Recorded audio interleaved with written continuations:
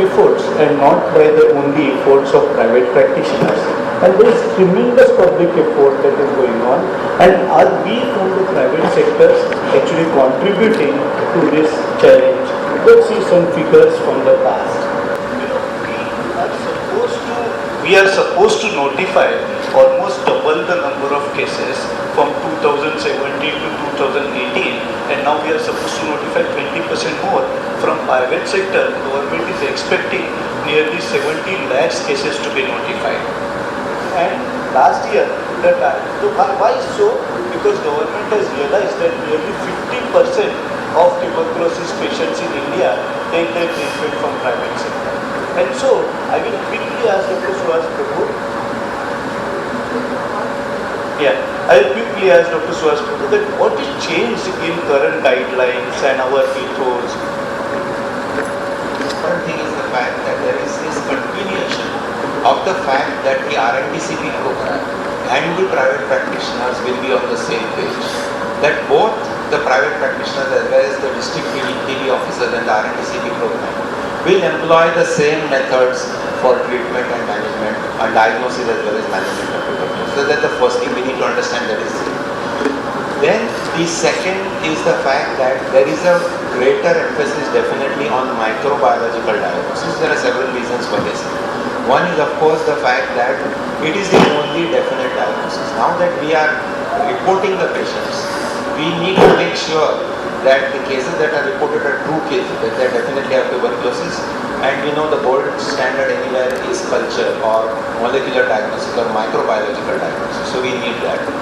The third is the fact that when we are saying that culture positivity rates are low in tuberculosis, we have to resort to molecular diagnosis.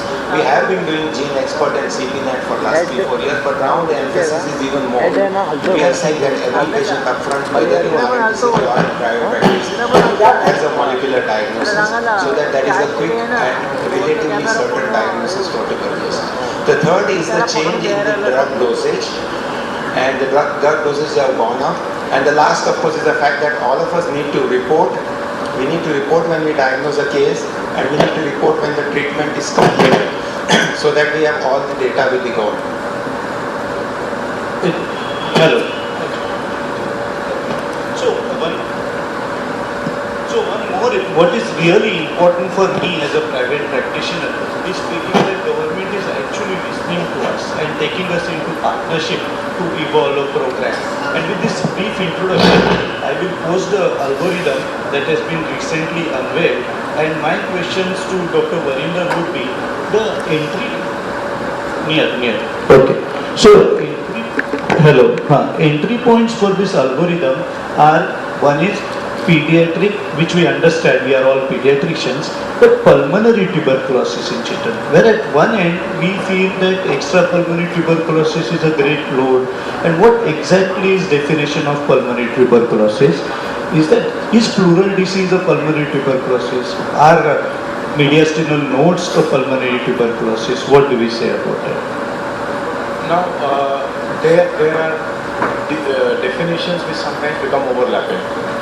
When you go from a programmatic viewpoint, then you are focusing at infectious diseases, infectious cases of tuberculosis. So you are looking for lung lesions, and therefore mediastinal and pleura is called external for that reason. But if one looks at the pathology of the disease, you cannot have a pleural lesion without having an underlying parenchymal lesion, which may or may not be active at that point of time. So from our understanding, it's actually a pulmonary disease, but for the purpose of public health implication, it is classified as extrapulmonary. So that's a difference. When we say in this algorithm for children, we say pulmonary includes nodes but not diffusion. This algorithm, now it's not business like usual. It's not business like usual because there is some disruptive technology. I remember when I was a young child, you would have one transistor in the home and you had to get to this best part of the home to get that antenna out to listen to this Sibaka, to listen to Amin and all that chemical. And then there was a situation that you had TVs, and then there was one TV and fight for the remotes, and everybody had TV in their room. And now within the same room, people are watching different things on their mobile. So the technology has changed everything around us. So that is what has also happened to TB. We started with there is no role for any bacteriology in children because 10% are smear positive. That is the truth. But then we also realized that there is a possibility of having a better diagnosis through molecular methods. Where do you focus that? Then we also realized that we have better genes. Then we also realized that earlier you had to give first category 1 for 3 months, then category 2 for 2 months before you could get a diagnosis of the disease. We will discuss that little bit in. No, I'm just giving a brief background as to why this is happening. So now the newer guidelines which have come, they are much more finer and sharper. What you do with pulmonary, what you do with extrapulmonary, within extrapulmonary, what you do with lymph node, what you do with global vision, what you do with TBM. So the details have gone much finer. So one more discussion here is, they mentioned that this is for no risk factors for drug resistance. Dr. Shyam, can you just tell us what are the risk factors for drug resistance? I think the risk factor for drug resistance is defaulters. Basically, you took the treatment for say about 1 month and then you stopped it and then you just forgot about it, don't take the full treatment, come back and you are likely to have a drug resistance. So this is the number one idea. Number two is immunocompromised, they tend to have more of drug resistance. Okay, so immunocompromised patients, we don't go through this algorithm, is that what we want to say? Or only high risk patients for India like pre-treated patients? Dr. Ritu Gupta. One is in coming in contact with the drug-resistant TB. That's the most important, I think, risk factor. And non-responders also. We have given anti-TB therapy. We are sure that the child is taking it, and still there is no improvement after considerable period of time. Then it So I think a child with contact with tuberculosis of MDR nature of adult, and the person who is not SWAS, we wanted to I say. wanted to make a point that if you can go back to that slide, the starting points are not really risk factors. They are the stage when we are going to say this is presumed TB and the person enters this algorithm. Correct. This is the starting point when we are going to suspect TB and evaluate that patient for TB. So this doesn't necessarily refer to the risk factor. Correct. The risk factors are different. But this is the starting point for Correct, entry point for algorithm. But here, then contact with patients with TB in the past 2 years, should this patient be symptomatic or not symptomatic? I have got a 10-year-old child who is in contact with a pulmonary tuberculosis at home. So, should we do TST and X-ray test in all 10-year-old child who comes to me? Is that what is algorithm suggesting? Sir? Now, this is basically a conglomeration of two algorithms. One is TB suspect when you have a clinical breakpoint. That means patient has symptoms, hasn't come to you. If you look at pediatric TB, most of pediatric or primary TB is a continuum from infection to disease. Once you are infected, you have a 10% lifetime risk of developing the disease, of which maximum risk is in the first 2 years. And that is why the contact exposure within past 2 years comes in. We presume that almost all of the pediatric infection or diseases of recent origin. Older the child, farther it could be, but we presume that it is of a recent origin. Since it's of a recent origin, you would like to screen this child for a possible need for preventive therapy. For preventive therapy, you have to rule out the disease, and that's how that child will come in. Okay. So that means we It is particularly important in children below 5 or 6 years of age where an IPT or isomix preventive therapy is very important. That's one. The second reason why this is there is the fact that if there is a history of contact with tuberculosis in the past 2 years, then any symptom, not necessarily the first 3, should be taken more seriously. Any little failure to thrive, a child not doing as well, should arouse the suspicion of tuberculosis. Don't go by the fact that he does not have fever for 2 weeks or will not investigate. That's the reason why that is there. I want to ask one thing. Supposing you have a history of contact in the family, you don't have any symptoms, but TB workup should be done or not? that's precisely the question. So that's the thing. Even if you don't have symptoms, but if you have a contact with the complications of TB, definitely you are going to worry. But sir, previously our judgment was decided by the age of the child. Earlier, the younger the child we would do. Now, by this algorithm, we would start working up. And it's a good change, but I just wanted that change to be emphasized. Change in draft. So let's see this. Let's quickly see how, as private practitioners or pediatricians everywhere, will apply this algorithm in a real-time case. So this 8-year-old girl comes with persistent fever for 2 weeks, documented many times, cough for 2 weeks, persistent but not progressive, and weight of 20 kg. We don't know the previous weight yet, and no history of contact with tuberculosis. So is this child satisfying criteria for entry point in algorithm, Dr. Ritubrata? So is the symptomatology suggested? When you have an unremitting cough for 2 weeks, or a fever which is not explained by other things, more than 2 weeks, definitely you have to take it. But little bit of the fever must be documented. Often parents will tell by touching the child has fever. This is very important. So at least some amount of documentation is required. There are thousands of causes of cough. The most common cause is viral infection. They will start coughing very severely, then gradually coughing down. Recurrent attacks of cough with intermittent well-being. Very common in asthma. So these things usually don't indicate tuberculosis. It's the unremitting cough which is persisting with the same zest throughout 2 weeks. Then we have to definitely think as to what. So Dr. Ritubrata, is this suggestive symptomology too non-specific? Like for example, in my OPD, exactly the way you said, that many patients will come to me on outpatient have cough for 2 weeks. So should we also say that rather than persistent, increasing grade of cough or non-recurrent, unremitting? It is not responding. Most of the cases definitely have to think that. Okay. Sir, about fever, they mentioned persistent fever for 2 weeks. Now, what does that persistent denote, that adjective denote to me? Does it mean every day? Or suppose the patient comes 2 weeks of fever, 3 days he had fever, 3 days no fever, and continues to have fever. Is he still at the entry point of cough? We want to be clear. Now, if you look at the textbook picture on dealing methods, what we say is intermittent, remittent, and continuous fever. Where does this terminology persistent come from, which is not from the regular teaching? Persistent means that it's coming time and again, may not follow necessarily a pattern of continuous. So may not It be may not have a regular intermittency, like you expect in malaria. But it's there almost every day. Correct. So one thing I try to emphasize, evening rise of temperature. It's not at all specific for For tuberculosis. pediatric Every tuberculosis, textbook at will have least. only one point, evening rise of temperature in TB. So it's not specific for No, not pediatric at all. tuberculosis or even adult I don't think tuberculosis? it's not specific of this etiology at all. Okay. So, Night sweats have been taken as one of the markers Sir. of adolescence. Night sweats. But beyond that, there is no clarity, and this is based on a large. There are other things, Hodgkin's disease. They will also come with extensive night sweats, evening temperature. It does not fix it. correct. But as a pediatrician, I should think whether it can be tuberculosis or not. So let's see, the symptomatology is suggestive of TB now, all of us agree. Now what? So algorithm says that now we should do X-ray and TST. And I just want to have a quick discussion on TST at this point. So again, remember that this our index patient is 8-year-old. Can we take questions quickly, or if you want to make a comment quickly, you can comment. We cannot hear anything, take the mic, come to the He's saying mic. there's a persistent mic. cough despite treatment or not. I think one question we'll allow. So he's saying whether persistent cough or fever despite treatment.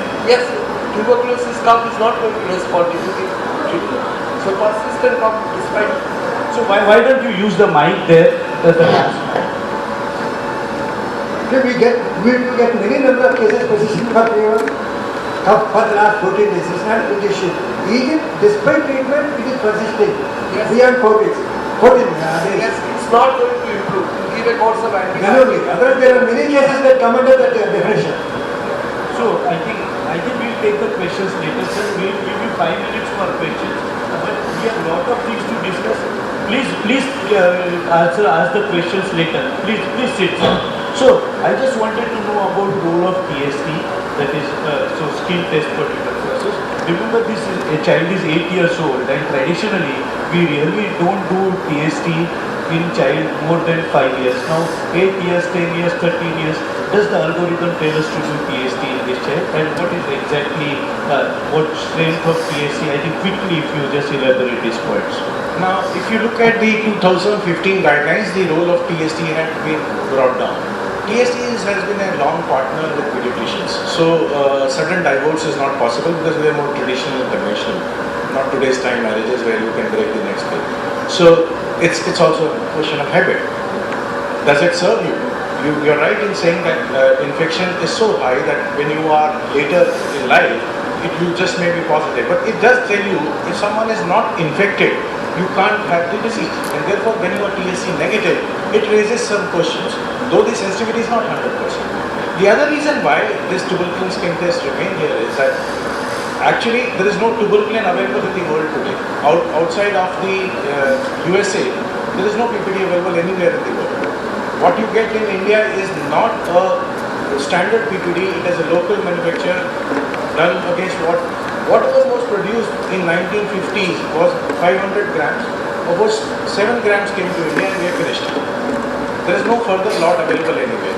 But in the future, a new tuberculin may be coming, which is taking selective antigens, which will not have BCG positivity, and it is on our doorsteps. It may come in 6 months or 1 year's time. That's what it looks like today. So you can't tinker with the algorithm every few months. So it stays, and that tuberculin test or skin test would have a bigger impact, and that is why this stays. I think great point that Professor Varinder has made. I want to ask you a question to expert of expert, Dr. Narinder Singh. Is there any cut-off age that beyond 5 years or 10 years you don't do a TST? No, there cannot be. It's just the interpretation. There is a change in interpretation. Older you are, it may not be recent. So we are mixing up two things. One is doing a tuberculin test to identify person who needs treatment for LTBI. Even that is changing. Earlier the focus was 5 years, possibly we'll be going to adolescent, but that's in future. Therefore, there is no restriction on doing later. But when it comes to its impact or its role in a diagnostic algorithm, it may not be a restriction. I think there is breaking news here that TST stock is getting over and soon we will have newer, more specific skin tests for tuberculosis and be on watch out for those. Dr. Sudhir, I just wanted to comment on TST. See, earlier we said, at least in 2015, we said TST is less important. But we have to bring it back and in a better form, as Dr. Varinder said, which is more sensitive. We know TST has its problems, that it's not highly specific or sensitive. But we have realized that in spite of molecular tests, there will be several patients you will not get a microbiological diagnosis. When you have a very typical, you go to the algorithm, when a very typical X-ray suggests you have TB, highly suggests TB, you don't have issues. But when you don't have, that TST giving you that little support makes a difference. You'll see that in the algorithm. We quickly go through the next cases. No, I think it is not an excuse to start treatment. So, you have a point. If we use TST alone as a marker, it's an excuse to start ATD. It is just a pointer when everything else fits into the picture. And at that time also we very smartly say, it's like the way we deal with biochemical reports. If it suits our clinical diagnosis, we write, otherwise we say lab is bad. So TST specificity and sensitivity is more dependent on our mood and acceptance of our diagnosis rather than a true clue. And that is why we have slowly diluted its role in the algorithms. But with the coming up of new tests, which is not going to have a false positive because of BCG, there is going to be a place for TST. So it stays hoping a new avatar will come. So we'll just move quickly further. So then further down the algorithm, we have these two bifurcations, that X-ray is highly suggestive and X-ray showing non-specific shadows. And of course X-ray is normal. So Dr. Shah, I mean, would you say what are the X-rays which are highly suggestive of tuberculosis? X-rays which are very, very suggestive is, for example, hiral lymph node, mediastinal lymph nodes, cavitary regions in adolescents, miliary tuberculosis. They can be very, very suggestive that I'm really dealing with tuberculosis. And by that you will, I think by X-ray you say, okay. And if you look at what are the non-specific shadows? Consolidations, consolidation is non-specific, non-homogeneous opacity, pleural effusion, there have been 1,000 causes of pleural effusion. So these are the few non-suggestive. So I think pleural effusion you just answered, but suppose we have a kind of a qualifier there, that pleural effusion which may not be associated with the parenchymal shadow. So if that kind of pleural effusion, can it be a highly suspicious tuberculosis case? Again, difficult to say. Now with more and more tests being available to us, we pick up a lot of minimal pleural effusions which were earlier missed with ultrasonography. Two, we also have realized with availability of the PCRs for viruses and all that, a lot of what get earlier bracketed as bacteria or microbacterial is, there are several other causes. So So I would say rural region, till you have tagged and proved what, looked at the suggestion, to call it just on the picture that it is tubercular is not right. So I think we'll take and especially we are not going to take any questions but also asked without mind, Dr. Solan. So So we had this X-ray. This was just before the algorithm was launched. So sputum was sent and it came negative. But with this X-ray here, would you say that this X-ray is They are not matching.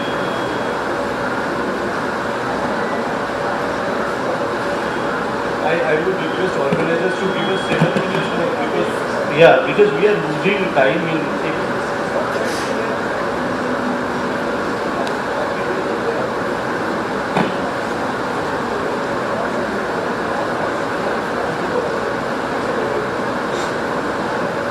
what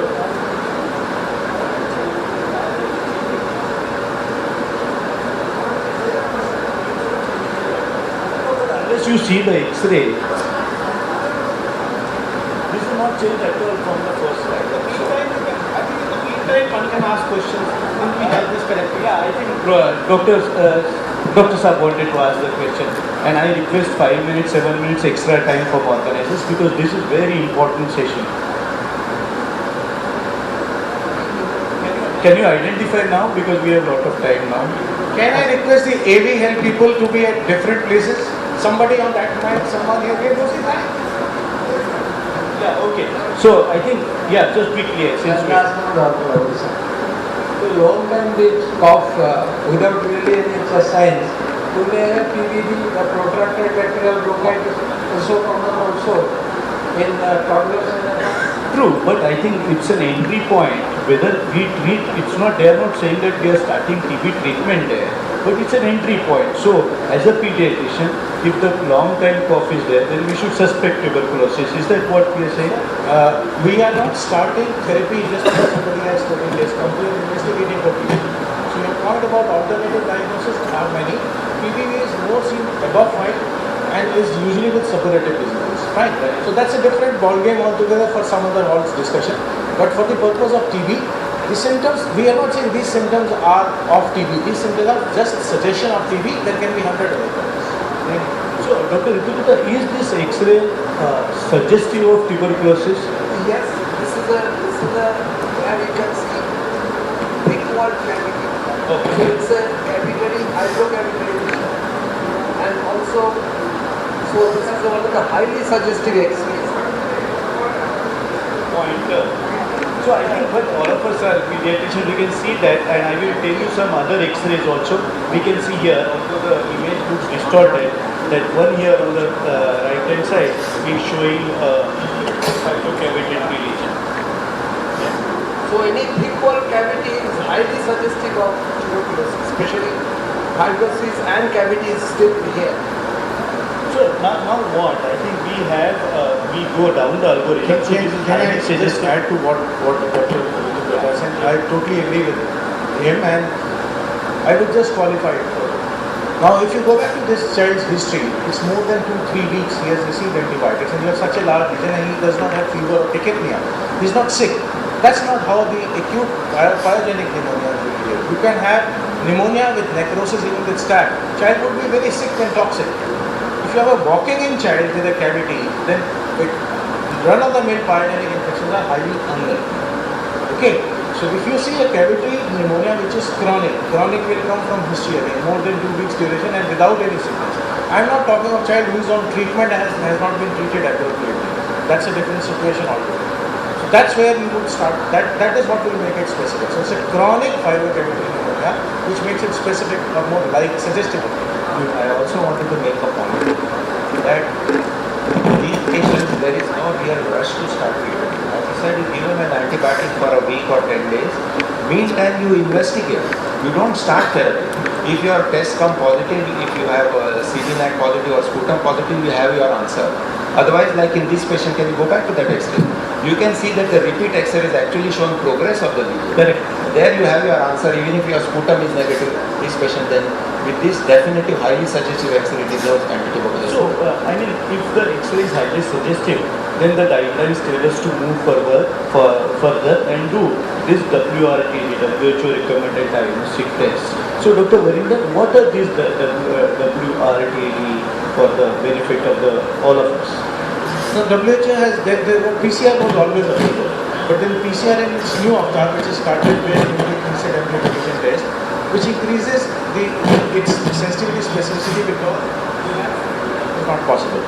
It's a technological innovation where you put in the sample into the machine and everything happens within the machine and it comes out. And in a typical PCR, you have to do several cycling, several handling of the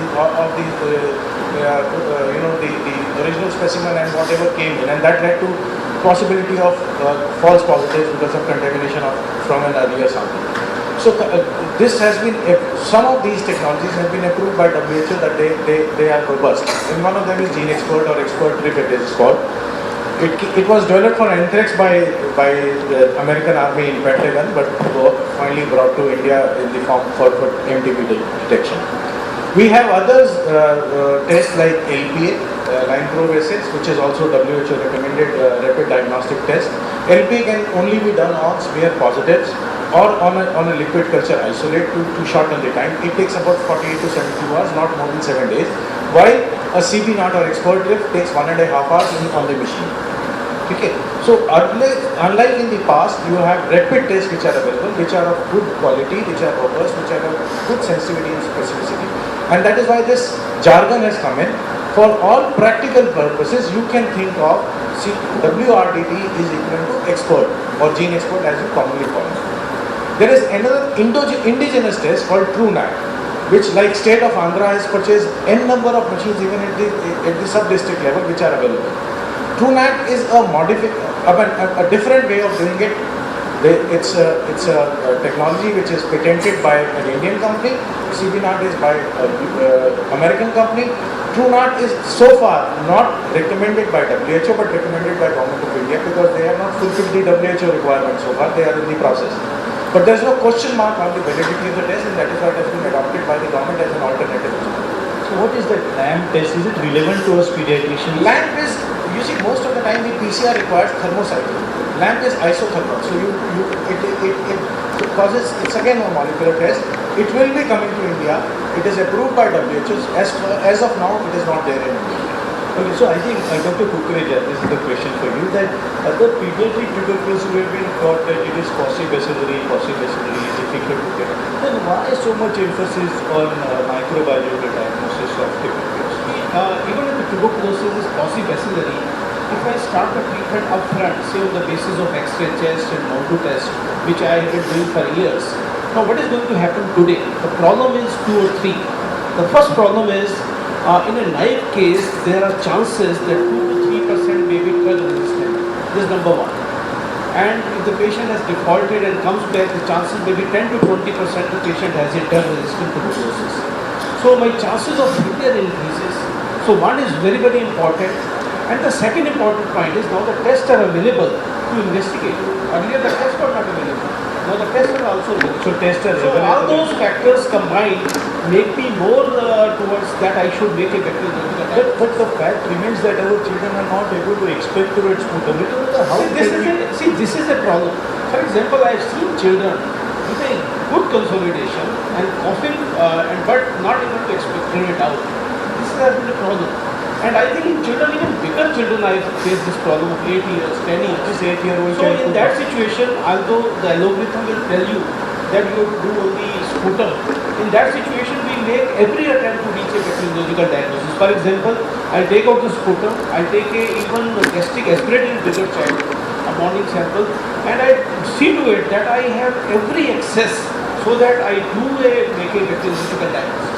So, gastric lavage quickly, one or two, how to store, can we store at all, and what is the yield of gastric aspirate in pediatric pulmonary tuberculosis? In gastric lavage, if you do a single, only one single sample will do. It is better, very easy to say, go for two samples, but it's not that easy. From the programmatic point of view, okay. Actually, we never stored the samples. As soon as we collect it, we send it. But we can store it in the room temperature for 2 hours definitely. But most of the results are available in the same, at least in Kolkata. And what is the yield, your own experience, and what is the yield in the literature? If there I is don't know what literature says, but it is not that. Sir, So it is, what I feel is, say the 100 samples, only 29-30 is going to converge.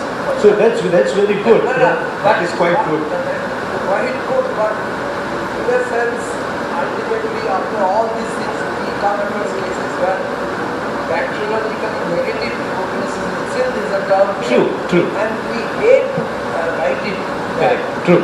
And we hate to teach our students also without getting a bacteriological diagnosis, giving anti-TB drug, that for 6 months. So that much is the focus on microbiological diagnosis that we hate to diagnose tuberculosis now without microbiology. So that's a very valid point. Dr. Suhas or Dr. Varinder, what are the quick indications for BAL in patient? Because it's all said and done, it is much more Is better qualified to answer that. I don't do baths. No, you see, here our starting point was TB. But when you are sitting in your OPD, your patient doesn't come as a presumed case of TB. He comes as a persistent pneumonia or a PU. So when you are looking at a persistent pneumonia, somewhere you have to find the bug, which you will never find with the CT. I have tried with the best resolution CT, it never shows a bug. My colleagues in practice or elsewhere, everyone wants to do a CT as if it is going to give you a diagnosis. It does not give you a diagnosis, it never shows a bug. So you have to get the secretion somehow, and if you can't get the secretions any other way and they are coming negative, you have to resort to BAL. And it's not only BAL, it's the bronchoscopy tells you many other things. You may be able to see caseation, you may be able to see something happening inside, which gives you a clue as to what you are dealing with, like a compression of an airway. I know compression of airway is not something which happens with a pyogenic infection unless until you have an atelectasis where the whole lung is collapsed, which will be visible on an X-ray. So there are, several supports which come from bronchoscopy. Why is there an emphasis on microbiological diagnosis? Also is that India now has started with a TB diagnosis which is UDST, Universal DST. Gone are the days where we presume resistance. We are now saying upfront, if we have to eliminate TB by 2025 as thought by our Prime Minister, and he said that that's what we are headed to. If we are headed to 2025 elimination, we cannot be augmenting the resistance. And sitting in Bombay, you are very worried about resistance because it's one of the hotspots. So therefore, upfront DST. By upfront DST, we do not mean that you will run a complete panel. Value for money. What is it with where your first line is likely to fail? Your first line is likely to fail if you are ref resistance. So you look at a molecular method which gives you answer whether your patient is ref resistant or not. So when we say expert, it's a nested PCR. It not only tells you MTB, it also tells you whether this MTB is resistant to rifampicin or not resistant to rifampicin. So that's the reason why WRTT is much more emphasized than sputum for this. So Very important message that even the RNTCP is going to go for universal sensitivity testing. Yes, I think that's again very RNTCP wants to do. Absolutely. So I think that's one thing that near future we will be doing drug sensitivity by some method, genetic, non-genetic culture method on all our patients of tuberculosis. Is that true, Dr. Varinder? I mean, we will be doing universal drug testing in near future. Similar is offered upfront for all pediatric cases for several years. Even if you are in practice, you can send your sample to public lab. Your patient doesn't want to go to a public lab, and it is an expensive test. There are labs which is under the improving the diagnosis by quality test for TB, IPAC, and there are many big labs, big names like which you commonly look at. Just search on the Google. I don't want to take private labs name here, but all the big names, big players are under IPAC, and you can really get a 50% discount on that. So what is line probe SSOS? Would you like to answer this question? It's is another molecular test similar to CBNAT. The technology is different, but essentially it's looking at DNA replication to identify drug resistance. The advantage over CBNAT, the gene expert, is that it shows you resistance for many more drugs. The CBNAT shows you only for rifampicin. Okay. But as Dr. Varinder said, it takes a little longer. It takes about 2 days. whereas the CBNAT takes 2 So in hours. this particular, just a second, in this particular patient, our gastric aspirate we did, and it came CBNAT positive, Rifa resistance not detected, and so we classified it as microbiologically diagnosed TB case, like the way shown in algorithm here. And then what now? Should we do culture and line probe assay? I mean, program doesn't say so, but as a private practitioner or a person with resourceful setting, maybe in medical college, what would you do? Would you ask for line probe assay? Would you ask for cultures? I mean, this is not what program insists. Is that so, Dr. When the program doesn't insist that you do culture? That's possibly where you are headed. But look at the value for money. Your INH resistance is about 10%. That means 90% of the time you are doing a test of culture which involves a cost even in private sector. Even public sector it involves a cost. It goes through your income tax and not through the patient's pocket. Nothing comes free. So there is a cost involved, whether it is public or private sector, and therefore it should be value for money. It doesn't make sense that if there are no risk factors, at this point of time we do a liquid culture or DST. It may be better to do a liquid culture or DST when your CB0 is negative, that you are not missing a rifampicin resistance. So that's where I would But a little bit, do we have any different take or sham? For example, in my practice, what I do is, we take, for example, sputum, divide into 2 samples, or take gastric aspirate, divide into 2 samples. One sample is sent for CBNAT, and in other we send it for culture. See, ideally culture should be done in every case. But in my practice, what I do is, So I only send it where the insurance is available to the patient. So yours is resource Because, rich I save money for the, because a poor patient may not afford it. Just a minute, just a minute. A poor patient may not afford it. So a person who can afford the insurance is available, I do get it. So I don't think every case needs culture. I think only the risk cases are mistaken. Okay, so whether to send for culture or not is an individual I think one of the advantages of the line probe assay is the quick result. So even if you have a culture positive, you can subject the culture sample to line probe assay instead of waiting for 3 more weeks for the DST on the liquid point culture. well taken. So we One is not an pediatricians issue, start that's using more and more these genetic tests now, line probe assay and CB9. But what next now? This child has microbiology confirmed case of tuberculosis. So what next? And I would quickly like panelists to talk about doing HIV test, about notification 1 month, and what is next share. Go back to the last slide. I think in this slide, this is the most important slide because Virender conducted a workshop 2 days ago, and I tell you why this slide is most important and a summary of what we are going to do in future. I think persistent fever, cough, and then you do X-ray test and then you TST. By doing all this and defining cough, defining fever, doing X-ray test, doing your TST, the message is you want to save our resources.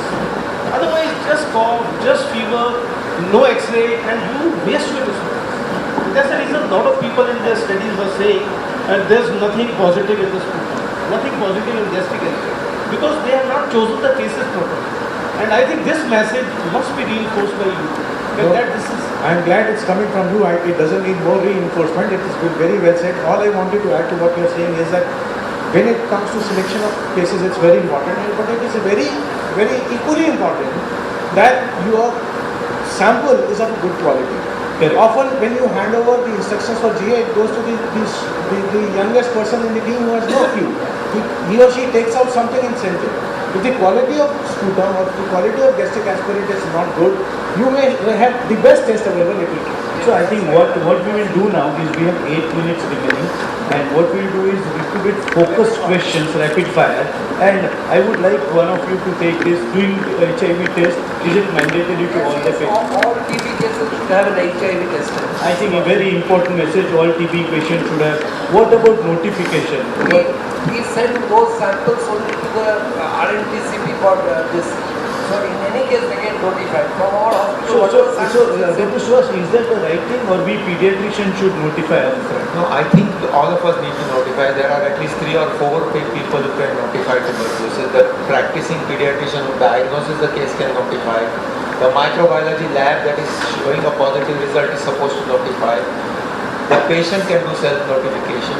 I mean, if he is educated enough. And more important, the chemists who is dispensing the drugs for the first time to a patient is supposed to notify. So there are several methods by which. Wider net is spread now to catch all these patients which are getting. And I think even if you are starting for a non-microbiologically proved patient, because then the lab cannot report it, the patient may not report it, you are bound to report it. So I think it's a responsibility for all. So I think it's very, very One important very message. important thing these days, when you renew the license of your hospital, one of the columns is that you have to whether you are notifying TB or not. Oh. If you don't do it, you don't get it. So I think it's very, very, very important for us At to. the end of the day, the nurses don't know which are the patients who are diagnosed with TB and what is the method of diagnosis. So in one or two lines, can you say what is Nikshay for the? Nikshay is an electronic platform, so it makes it easier. You can send an SMS, you can give a missed call to a free toll number, or you can log into their website and notify your case.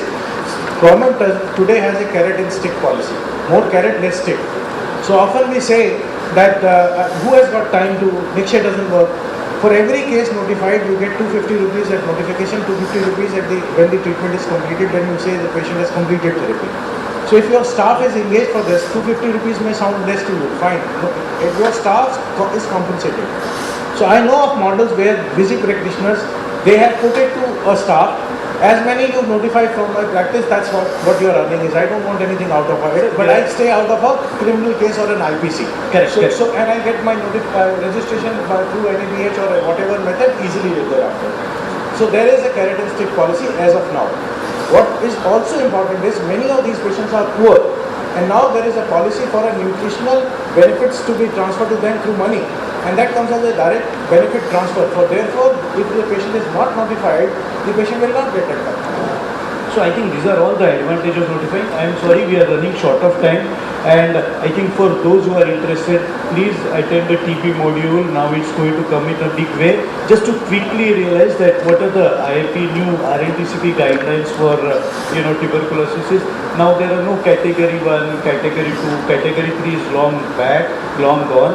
But now all patients should be treated irrespective what they are. Is that what experts agree? Yeah. If you still open the RNTCP guidelines, it shows the older one, intermittent therapy. But so that is a very important message should go that intermittent therapy, no.